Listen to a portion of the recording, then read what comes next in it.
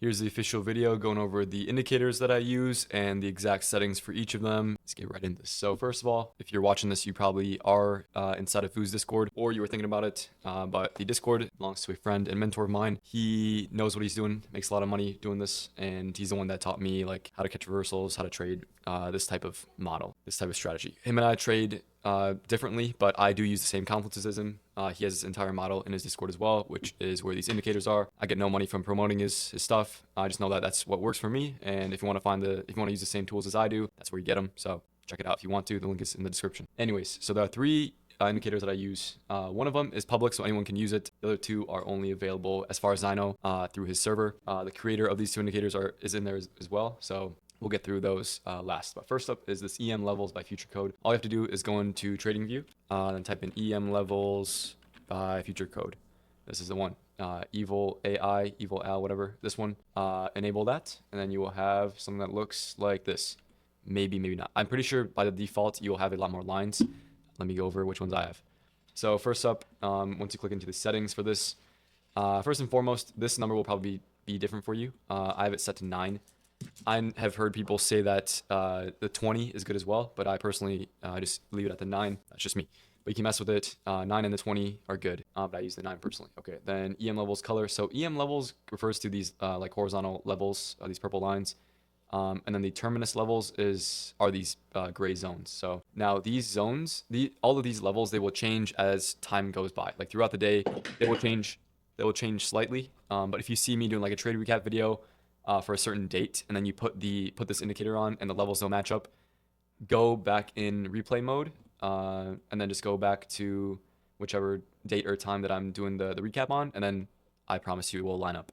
But like I said, these levels are always changing, like especially day by day, they will change quite a bit. So whatever levels you see on my screen today, they will not apply. I will not be looking at them tomorrow. Okay, so that's that. So that goes through this.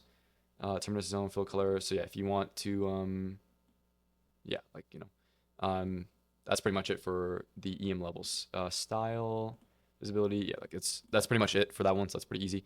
Moving on to the next one. So SD range light MMT, this is number 2. So now people have asked me, okay, this is where it gets a little more complicated. So me personally, by default, this will have a lot more lines and stuff on your screen.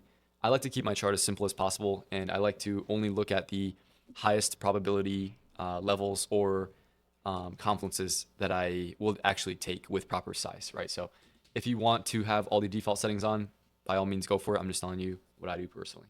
So by default, I believe all of these will be checked off, but you can just pause the video as I scroll down, scroll up, and then just match it all up. But Asia Gold, so in Vu's Discord, he has like his model, like I said. I believe he changes this depending on the asset as well as the session. So like if he's on Asia Gold or NQ during New York session, all that good stuff, I just leave it as is for one, and I work with it for Asia Gold or New York NQ. So but yeah, these are my settings. Asia Gold 18 to 19, 4 hours for the time frame. Display session 9 to 16.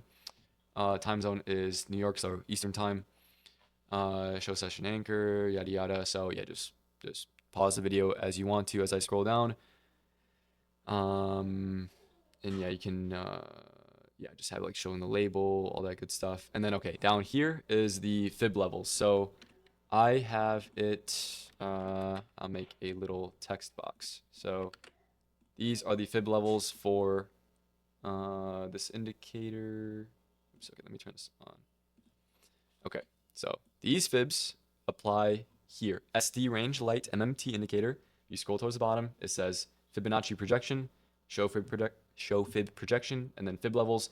That is what you put here. Okay, so as you can see, 0.33, 0.66, 0.5, 1, 1.33, yada yada yada, all the way to 2.66. Okay, pause the video.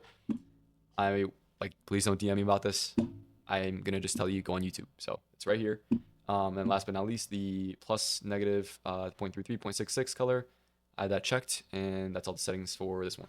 Style is here, visibility is here, so I'm pretty sure that's default, but if not, just match it up if you want. Last but not least is the PDRTH range. This one is these blue lines that you've probably seen on my trade recaps and my chart during the streams, but settings for that are right here. So Same thing here. I believe everything by default is checked off, but just pause the video as you want to, and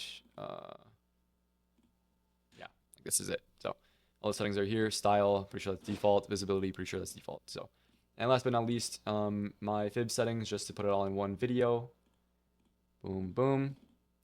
Fib settings right here. So these fibs I also got from Vu. So, you know, don't ask me why, what the science is behind it. I have no clue. I just know that they work, and they work for me pretty well right now. So that's it. Hope that helps. If you have a friend that is thinking of DMing me asking for what Vu's or what my settings are for any of these indicators, please just send them this link. Appreciate it. Take care.